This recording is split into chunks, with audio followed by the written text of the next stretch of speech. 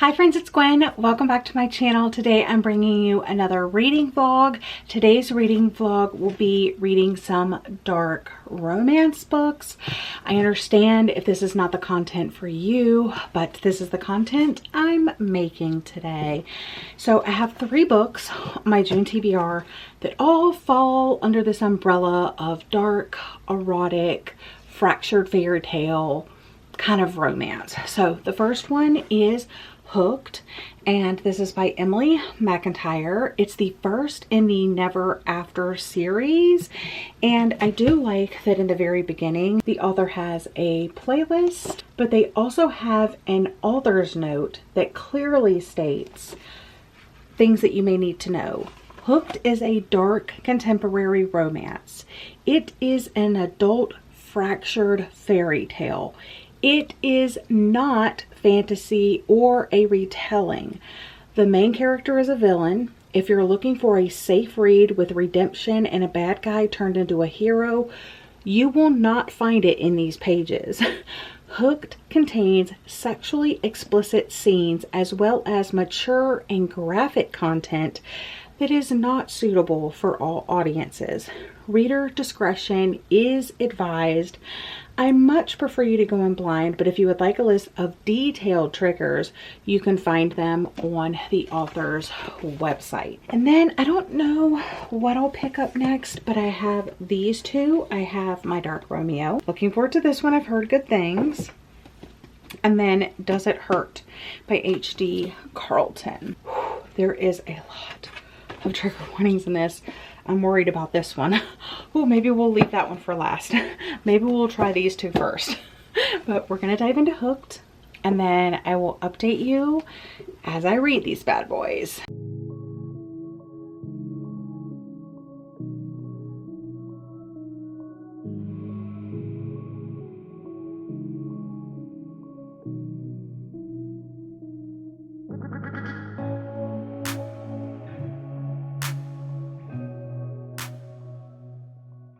I have been reading Hooked, and I have made it to page 118, so about a quarter or a third of the way through the book. And guys, this is dirty. The sex scenes are very explicit. And Hook, not a good guy. There have been some kills, but they haven't been as graphic as like some other kills that I've been reading lately. So maybe that's a good thing. But Hook is definitely our villain. And Wendy is the love interest slash he's using her as a pawn in his game to get revenge. So I'm not sure how that's gonna pan out. Peter Pan reference. I like the references to the names of characters in Peter Pan, but it's also throwing me through a loop because I'm like, this is not the same person. This is not a good guy, or this is that guy. Also, Hook does not like watches, just like in the movie. And so the sound of watches and stuff really bothers him. Wendy was wearing a blue dress the first time she went to the bar. I forget what the bar is called. Does it say on the back? But it's very like Peter Pan coded. The Jolly Roger. So his bar is called the Jolly Roger. And then his boat. Oh, Tinkerbell. There's Tina Bell. So I'm cracking up with like the name references and stuff like that. But guys, this book is dirty. That's all I'm gonna say. But I'm gonna dive back in. I'm enjoying it, and we'll talk more later.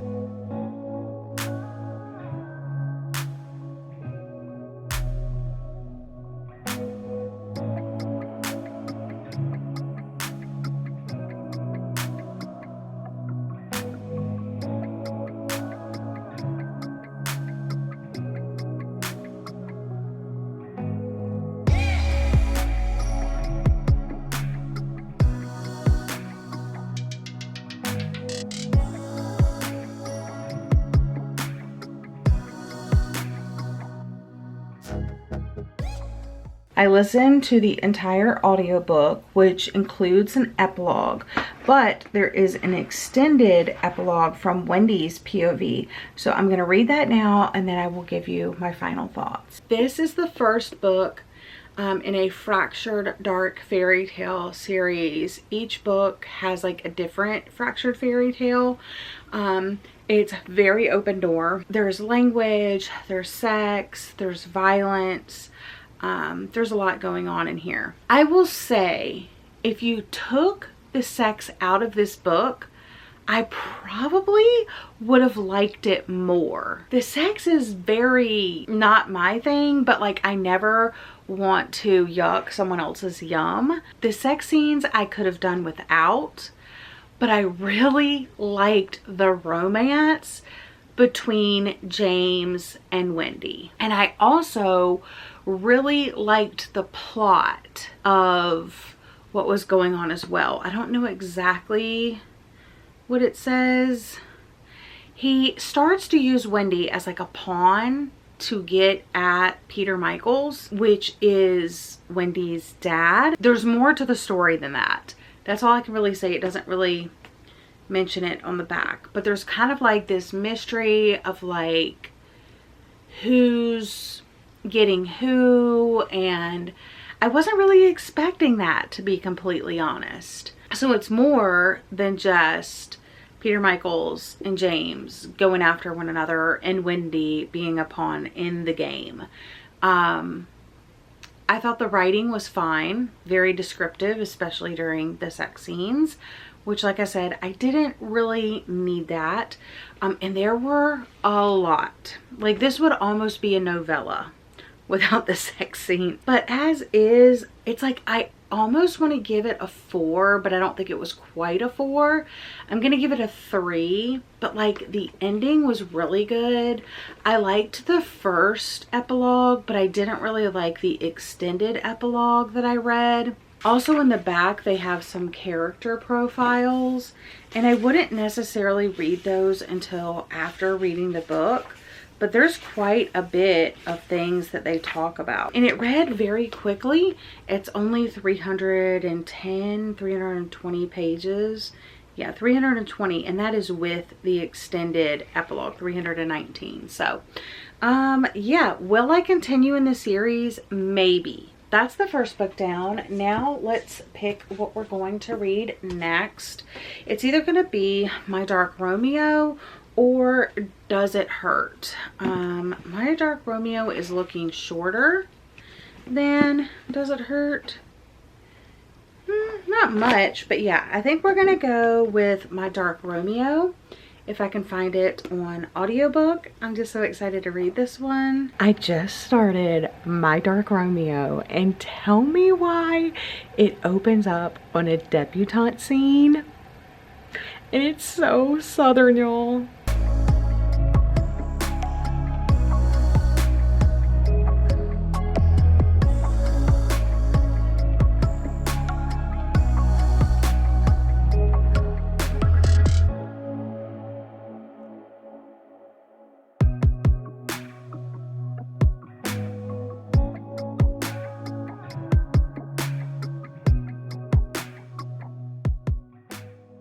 Oh my gosh, I am gonna eat this up. Okay, so in the first chapter, like I said, it starts with this like southern debutante ball, and we're following our main character Dallas, and she is betrothed to another man. Like, her father set her up with this engagement to be married, and while she's at the party, she's trying to get over to like a particular snack table. One is silk and one is leather, like just like their appearance, their mood, you know, all of this. And the one guy, Romeo, he's the leather, of course. And he like comes up to her and invites her out to the rose garden, and she's like, I can't, like I'm engaged. And he's like, so you're not married yet? And I'm like, and so she goes out there against her better judgment, but she kind of wants it. And things go down, not like the full thing, but like definitely some things. And tell me why it was a curtain and it was like a podium for like the fireworks, and they knocked down the curtain and everybody saw in the town, or like everybody that was there, like her father, her mother, like people in the town, and definitely caught her in a compromised position. And then she tries to tell her, Daddy, it's not what it looks like. And he's like, the guy Romeo is like, it's exactly what it looks like. And he's like, well, now that I broke it and I ruined it, I've got to buy it. So he's like, takes her engagement ring off and like throws it into the crowd.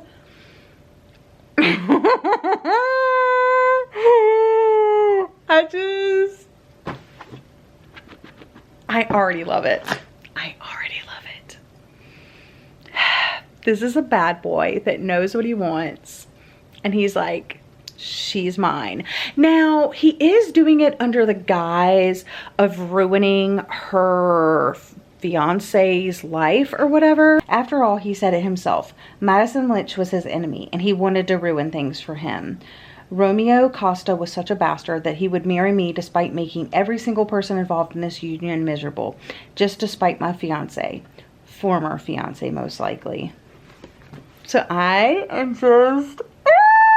I am slightly annotating it by underlining some of my favorite quotes. On page 15, well, when she came out there, he says, what made you come to the rose garden? The snacks or the proposition? And she says a little bit of both and blah, blah, blah, blah, blah. And then she goes, curiosity killed the cat. And he goes, your cat will survive, though I'm tempted to leave it in less than pristine condition. And in her monologue, she goes, my cat? Did he mean my... I love this. I've only read a little bit. I'm only on page 45, chapter 8. But I am loving this so much. And I think I want to share some of my favorite quotes over on my Patreon. Every once in a while, I'll do that. These might be a little spicy, so I might have to put a little pepper emoji, but it's just so cute. Like, he's not marrying her for love. He's marrying her to, he has to be married. He has to have a wife to take over his father's company. And so he chose her. And also, she was betrothed to like his like mortal enemy. So it was like killing two birds with one stone type thing. And he's very, very rich. And yeah, I'm just, so it's not like he loves her, but even her dad was like, be careful, don't fall in love with her. And he's like, don't worry, I won't. I'm just like, almost 10 p.m. but I just finished my Dark Romeo and I really enjoyed it. It was such a good story, very much like almost Marriage of Convenience, but like, I don't know all of the tropes in here. All I know is that I ate it up. It had me giggling and grinning. There were some like shift changes and kind of like background info dumps because Romeo really had this like barrier around his heart, and it really took a long time for him to like open up, and it wasn't until like the last minute. It also did have a nod to like Romeo and Juliet in a way, and I mean, there's lots of sex scenes, open door, very explicit, but also like so good. So good that I was just like highlighting things that like I found, like this one. It says, he's talking to his wife, you're gonna be a headache, aren't you? A headache? I cocked my head. You kidnapped me, you psycho. I'm not gonna be a headache. I'm gonna be, at the very least, a deadly brain tumor. little bit later, fine, he bit out, you get one. Theo James, I said without missing a beat. On the off chance I ever meet him, I wasn't giving you a free pass with a celebrity. I meant one wish. My one and only wish is for you to die in my arms, Romeo Costa. I want to see you when you draw your last breath, to feel your skin turn cold and lifeless beneath my fingers. My wish is to witness your nostrils struggle to move as you consume oxygen for the last time. I paused, drawing my hand in my chest. I want to watch you suffer for all the suffering you did to me, and there is nothing and no one I want more in this life. I was just dying. They were both super sassy, and I think that's why I loved it, because it just had me like on the edge of my seat, laughing and like cracking up because of like how sassy they were to one another. I also like that his cook, Romeo's cook, like abandoned him and like immediately took her side of things. And I also like, so her name is Dallas, and his little like friend group and stuff like that kept calling her like Detroit, Des Moines, like everything except for Dallas, and it was absolutely cracking me up. And the one friend goes, you know, the first time you did it wasn't funny, so the 50th time you did it is also not funny. But it was so funny, just like the humor of his friend group, but also how they're like really there for one another, but also how they're just like these really like not good men at the same time. But like maybe they have a heart of gold, but like when they are in their men chat, like they're trash, you know? What else do I want to touch on? I don't know.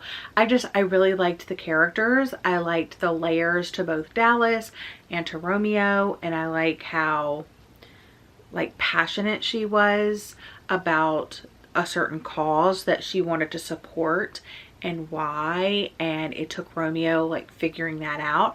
I also liked how he was like the touch her and you'll die trope, because like even though he didn't love her, like he kept saying like, you look at my wife like that and I'm gonna like poke your eyes out. Or like there was this one scene where he like really stood up for her and she was just like and she was so Romeo like that. And I loved the audiobook too, because she's from Georgia, so like very southern, you know. But you could tell he's very privileged. He has a lot of money and he would throw money at problems, you know, but that's all he knows. So you can't go into like this type of book looking for like a serious true to life romance. This is definitely like fantasy world, you know, but also at the same time, like you wouldn't want the things that happen in this book to happen to you. But there were also like swoony moments where you were just like, and I have 2 more books, and you're probably thinking, what? We know you have Does It Hurt? Which is what I'm gonna read next actually, but I ordered Butcher and Blackbird, and I think it fits perfectly in this vlog because it's the first book, the Ruinous Love Trilogy, and it's book number 1. Every serial killer needs a friend. Every game must have a winner. The viral Friends to Lovers dark romantic comedy full of murder, chaos, and sizzling chemistry. And book number 2, Leather and Lark, just came out, but I had no interest whatsoever in this book. But my friend Jessie from Reading with Jess read it and she gave it 5 stars. That prompted other people in my Patreon to start picking it up. And I think because of the release of the second book, like a lot of people started picking this up and are now interested in it. And it has a very high average star rating. The last time I checked, it was like at like a 4.18 with like 82,000 ratings or something like that. Like something insane. So I am going to add this on to the end of this reading vlog, but I'm also going to keep this portion of the vlog for my patrons only. So if you want to see me reading Butcher and Blackbird, you're going to have to join my Patreon, but you will see me read Does It Hurt? So the extended version for Patreon, Butcher and Blackbird. For the regular vlog, you watching Does It Hurt? I look like trash, I feel like trash, but I must update you because I have started Does It Hurt by H.D. Carlton, and I'm already a good chunk through it. I'm on chapter 9, page 96, and I would like to finish this today. Is that possible? I don't know. We shall see, but let me tell you what this book is about. So we have a woman named Sawyer who is on the run. We do get dual POV, but it does take a little bit for that to kick in, but she's on the run. I don't know why necessarily. I think maybe because she's stolen people's identity, she got caught and she's on the run, because she's like at the airport in the prologue and she gets away and she ends up boarding a flight to Australia. So now she is in Australia just trying to like come up with this like new identity and stuff like that.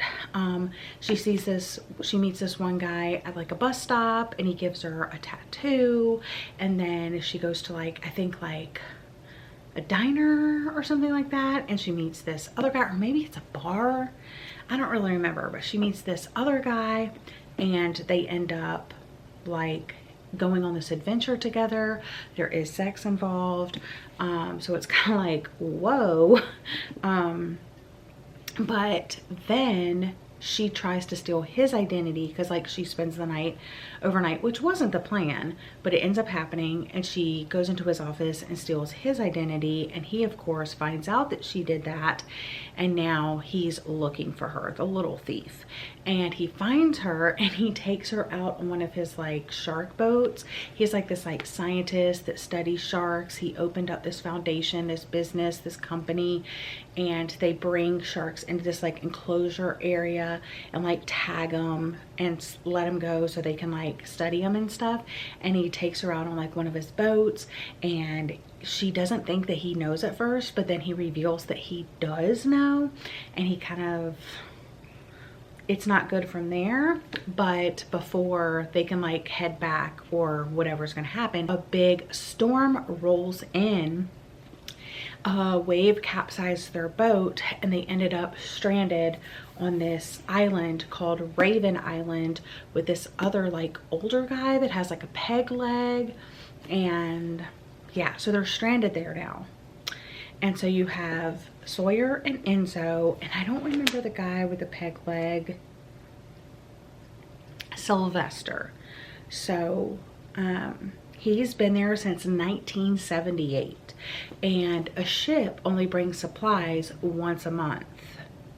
So they're at least stranded there for a month. So I'm gonna keep reading and see what happens, but so far I'm not really liking the characters. I'm not really liking the writing. The way it kind of just like throws you into the situation is very odd. So not loving this one so far, but now that we have made it to the island with the lighthouse like on the cover, I'm hoping things pick up a little bit. Friends, I somehow managed to blast through Does This Hurt by H.D. Carlton. This book is 404 pages. Yes, 404 pages. I spent about 4 to 5 hours reading this book today, but I'm so glad it's over. I hated this book. I don't understand the point. I didn't like the characters. I didn't like the plot. I don't think the writing was very good. I didn't feel the chemistry between the characters. I don't think the sexy scenes were very sexy or interesting or entertaining. I didn't think it was thrilling. I didn't understand basically the point. I read some reviews and they said like it's an exploration of pain and like overcoming that, and what? Like, I did not get that at all. I do not understand the hype of this one at all. These were way darker in my opinion and much better in my opinion. In the last vlog I read the Mindfuck series by 𝒔𝒏𝒌𝒔, and it's books 1 through 5, the bind up I read, and I rated that 4 stars. Really enjoyed that. And then in this vlog I picked up Hooked by Emily McIntyre and I gave it 3 stars, I believe. Really enjoyed this one. Just way too much sex, way too much. And then I read My Dark Romeo, and I really liked this. Just the main character, Dallas, was like really annoying, and like I get why she was annoying, but that was like her only personality, and it never let up throughout, where I felt like Romeo's character was very multi-layered, and we really got to see, like, I don't know, the shift in his character, his thoughts, his feelings, and things like that. But if you're looking for an enemies to lovers, Grumpy Sunshine, Billionaire, Touch Her and You'll Die, Beauty and the Beast, this is a great recommendation for that. Not sure if I will continue in the other books. I know it doesn't follow this couple. It follows like some of his other friends and their books. So the next one I think is, let me see. I think the next one is Zach's son's book, and it didn't get nearly as good reviews as this one did, but I'm always of the camp, form your own opinion, so we'll see. But yeah, I really enjoyed this one and gave it 4 stars, and then this one was a total bust and I gave it 1 star. So for the extended part of this vlog for my patrons, the night owls, I will be reading Butcher and Blackbird, and I'm really excited to actually start this tonight. But let's go ahead and read the synopsis, and we will look at the first few pages together. So this says, the viral Friends to Lovers dark romantic comedy full of murder, chaos, and sizzling chemistry. Every serial killer needs a friend. Every game must have a winner. When a chance encounter sparks an unlikely bond between rival murderers Sloane and Rowan, they find something elusive: the friendship of 2 like-minded pitch black souls who just happen to enjoy killing other serial killers. From small town West Virginia to upscale California, and from downtown Boston to rural Texas, the 2 hunters collide in an annual game of blood and suffering, one that pits them against the most dangerous monsters in the country. But as their friendship develops into something more, the restless ghosts left in their wake are the only a few steps behind, ready to claim more than just their newfound love. Can Rowan and Sloane dig themselves out of a game of graves, or have they finally met their match? And my friend Jessie is the one that really sparked me to want to read this. And then, like I said, some of my other patrons have read it or have it on their TBR. And then I know that Jessie has read the second book, Leather and Lark. And I know that Leah Beth said, like, hey, after you read this, if you want to continue in the series, like, she wants to buddy read Leather and Lark with me. But I haven't heard the best things about that one. Like, it's not as good as this one. So we'll see what happens. But okay, so we have this. And we have this. So this just came out last year. It does have content and trigger warnings. I have heard about the ice cream scene, and it is listed in here. And it says, I'm sorry about the cookies and cream ice cream. Not really. So I don't know. Oh, there's another page over here. And then this one says, for those of you who read the trigger warnings and said, accidental cannibalism, count me in. This one's for you. And then it has a playlist. It has like a couple songs like per chapter, and they have the Apple Music and the Spotify little codes that you can scan. So it tells you what the songs are like per chapter. And then it says prologue, and it says Butcher and Blackbird annual August showdown, 7 days, tiebreaker by rock paper scissors, best of 5, winner takes the Forest Phantom. And I've heard that like the first chapter is like a little nauseating. So also Melissa, another one of my patrons, just finished it and said she got nauseated a couple of times, but like she loved it and gave it 5 stars. So I don't want to get nauseated, but if you want to see my full reactions to reading this and everything, join my Patreon for the extended version of this. And if you are just here to see the regular reading vlog on my YouTube channel of me reading this, thank you guys so much for watching. It might be a while before I read any more dark romances, because they definitely take something out of you, I'll tell you that. But so this has been kind of like dark fractured romance, and then we have a like erotic literature one, and I don't know what the heck this was. It is what it is, you know. But thank you guys so much for watching. I hope you're all having a lovely day or night, and I'll see you guys again in another video very soon. Bye, friends.